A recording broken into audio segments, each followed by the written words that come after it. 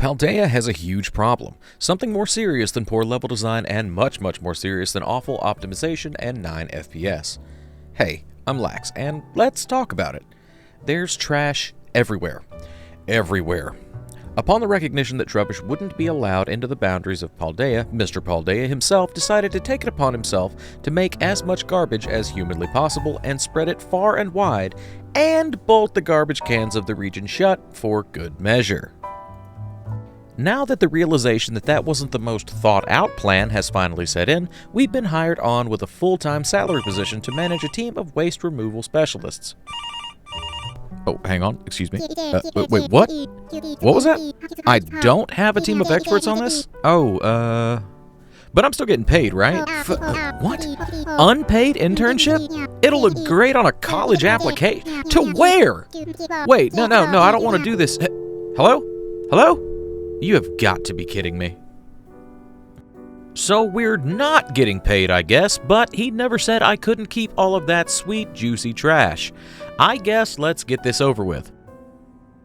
First things first, we're going to need some interns of our own to do most of the heavy lifting. We gotta have minions. That's just how this works. I don't make the rules. I do make the rules. Since Trubbish waits until Generation 10 to make its return to Pokemon, I had to come up with something less trash bag shaped, but still appropriate.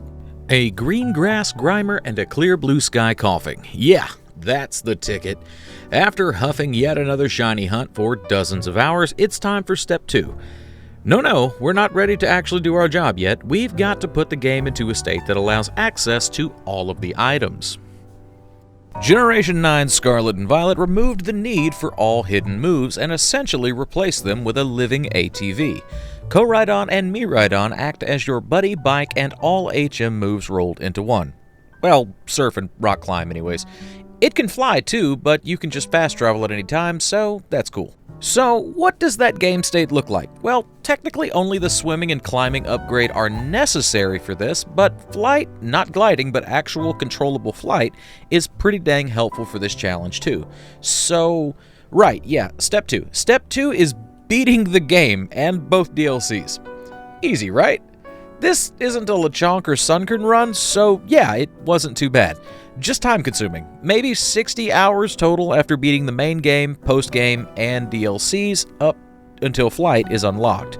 So after all of that, we're finally getting to the Step 3 part, right? Almost. Hang on, I have a system. Now, Step, 2.9 was that I have to have some kind of way to record this mess. I started multiple Excel spreadsheets or Google Doc sheets, whatever you want to call them, one for TMs and one for items, and that was a nightmare. Every cut in the footage was an update to the existing document. I finally settled on a simple Word document for item count. Easy peasy. I just review the footage, cut at the appropriate times, and update one of two numbers for each area. Okay. With all of that covered, we can finally start Step 3.8. I'm just kidding. Step 3. And just like the games, we're starting in the Southern Province, at our home to be precise.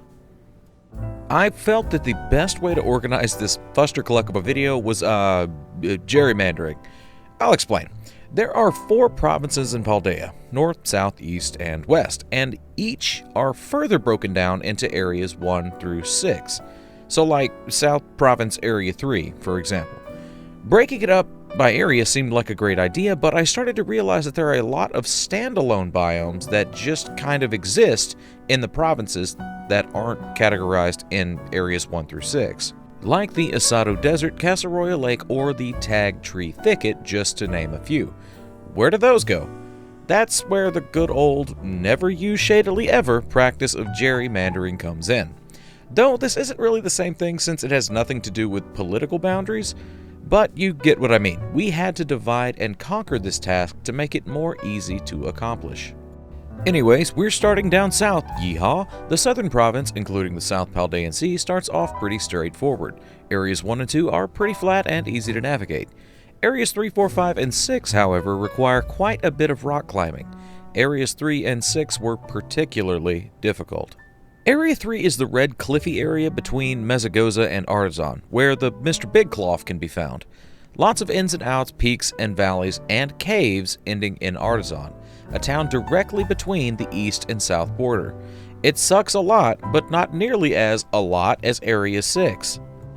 Area 6 is a plateau straight up, and it was at this point that I asked, why am I doing this to myself? Whoops, the inside thoughts came out just a bit. Anyway, yeah, Area 6 is a plateau up top and a huge cave system down below that connects to the western province. We'll knock out the cave now, but stop just shy of the exit because at this point I still had some semblance of a plan. In total, I managed to recycle 586 items and 126 TMs in Banjo Pickin' Country. Up next, we're moving in a counterclockwise fashion to the east. East. You're right. That's right. It's east. The eastern province by far was the least polluted, nothing but green fields and escaping responsibilities. This province covers the grassy, I think I meant hillish, but the script says hellish, region of Area 1, the outskirts of Artisan, the rivers and waterways of Area 2 that feed Levencia, the quarry area of Area 3, and the no reason to exist town of Zapapico. And we'll lump Tag Tree Thicket in here too to round out the numbers, and just because it's nearby. Oh yeah, and the East Paldean Sea and its few little islands is lumped in here too. Everything south of the amorphous glob of Don't Go Here cliffs to the northeast, all the way down to South Artisan. So I'm sure that adds a few items as well. Fun fact, Paldea is supposed to be based off of the real-world Iberian Peninsula, Spain and Portugal. So I'm pretty sure that means that the area up there that we're not allowed in is France. Yo, new Kalos game confirmed? Oh, yeah, I guess it was, huh? Anyways, rounding out the eastern province lands us at another 343 items and an additional 81 TMs. A lot less than in the south or other provinces, spoiler alert, but we pretty much got to breeze through this one. Just north of the river with no name, why would it have one honestly? Stop asking about it. We're making our way into the North Province, starting with Area 2. Taking shelter in the shadow of France, Area 2 is filled with ponds, peaks, and valleys, and giant obsidian pillars, which would be really cool if they did anything or there was any lore regarding them at all. Also included in this area are the bamboo forests housing the Fury Falls. Just northwest of that and due north of the Tag Tree Thicket is Area 1, with the very coolly named and wildly underwhelming Dragon Lake. Further on, we're finally getting into the mountain area of the North Province and just a wee bit of the North Coast. The Glaciato Mountain is huge, taking up portions of 3 or 4, arguably even 5 biomes, and there is little rhyme or reason as to where the the garbage for this mountain was thrown.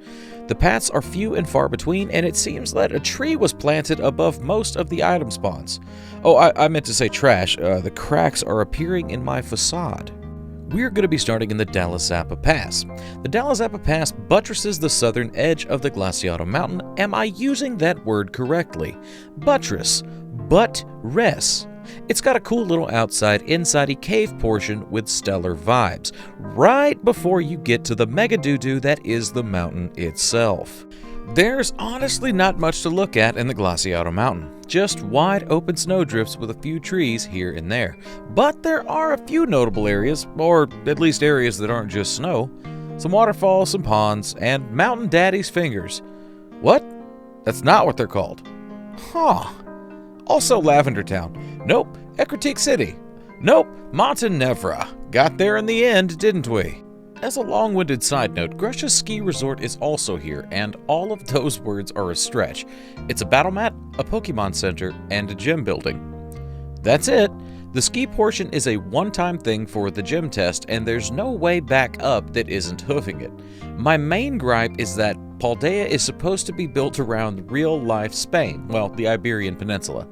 Montenevra may be based on the little mountain town of Escore if one random Reddit post I read was accurate, and is located near the San Lorenzo Peak, a popular ski area. That could all be just coincidental, but it does geographically make sense. What doesn't make sense is why you'd put Gym 6 10 feet away from Gym 8, while Gym 7 is in fucking Portugal. Thematically, it makes tons of sense that Grusha would be manning a ski lodge, but make it a ski lodge? I'm not even asking for a whole town, just something that looks like what a ski lodge might look like. Rhyme got a whole town dedicated to her ghost-type vibes, and it's phenomenal. Just make it look like, not garbage. Speaking of garbage, there were only like 3 items in that entire area. Thanks, Grusha. And another thing, just game design-wise, why is Gem 8's Grusha weaker than not 1 but 2 members of Team Star? I can understand Aerie, the final member of Team Star, but Grusha's team also comes under par compared to Ortega, the member a few hundred feet to the north of him. Sorry about that, I have a tendency to get passionate about dumb stuff in Pokemon. Moving on, and speaking of Ortega, we're moving on to Area 3, the 5th area, directly north of the mountain on the northern coast. Lots of flowers here and fittingly lots of trash. Also worth mentioning is the lighthouse in Ortega's base. There is exactly 1 TM in this area, and it is there. The northern Paldean Sea is also home to several coastline islands that we'll lump in here as well. We'll just consider France our eastern border and go all the way to just shy of the, Sakharat Trail coastline. Rounding out the northern province nets us another 471 items and 112 TMs. Western Province, my beloved, home to some of my favorite areas in this game, and the absolute best example of gerrymandering that can exist in this video. Casaroya Lake and the Sakharat Trail, and also the Asado Desert. All bangers, but unfortunately we have to eat our veggies before we can taste that sweet, sweet dessert. And veggies come in the form of areas 1, 2, and 3. 2 and 3 aren't so bad, just generally green, grassy, and bland, but Area 1 sucks. It's absolutely massive and has almost nothing going on. A few windmills and a Titan Pokemon in an area that takes up almost 1/8 of the game's world. I actually fell asleep in my chair while trying to record this area, by the way. I woke up to OBS still running and it having saved a dozens of gigs video of my guy just getting surrounded by Skiddo. Eventually making my way into the Asado Desert and the oasis town of Cascarafa, which I am convinced just took all of the water from the once lush Asado Valley and won't give it back.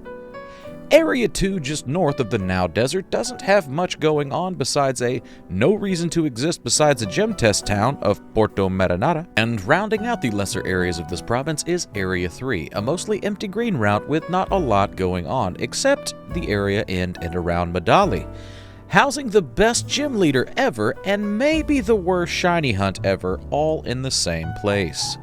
And now we're on to that sweet, sweet cake, Casaroya Lake. Best biome, best shinies, and some of the worst game performance of not just areas in this game, but of most games in the Switch library. Fortunately, the Switch 2 version irons out a lot of that poor optimization and general developer incompetence. The lake itself has no items, but the islands in and surrounding shoreline are chock full. Last but not least, the Sakharat Trail, and I am sure I can't say that correctly. This small autumn-themed route just north of the lake rounds off this challenge on a calming note. Also, the Western Sea and its 2 tiny islands, I guess. Overall, this last province gains another 583 items and 128 TMs, very nearly beating the southern province. After calculating everything, this lands us at 1,983 items and 447 TMs. That's a lot of trash that could have all been avoided if Mr. Paldea, had just kept his campaign promises not to bolt the trash can shut. Weird promise, but hey man, politics be politicking. Now, the real reason you clicked on this video, the best part, if you will, the ending. That sounds like a self-burn. Good thing I picked up like 47 burn heals. Anyway, just how much did all of this trash in the overworld of Paldea net us? How much closer to our mega yacht are we? Well, let's see. 4,021,780. Maybe not quite mega yacht money yet, but pretty dang good for a day's worth of trash collecting, I'd say. Huh? Did I miss anything? Absolutely not. I'm a professional after all, kind of, but yeah, probably. There are a few interactive maps on the internet that show quote-unquote all item locations, and none of them agree on how many there actually are in the game. One showed over 2,600 and another showed as few as 1,700. So who really knows? Well, if you really knows, leave me a comment, send me hate mail, tell me I'm pretty. And I'll be doing this all over again for that weird grayed out area in the middle of the map. Who knows what's down there? Oh, yeah, and the DLCs as well. If you liked this nightmare of editing, stick around for that. If you didn't, you should probably go do something else now. Anyways, that's all from me on this one. Have a great day, everyone.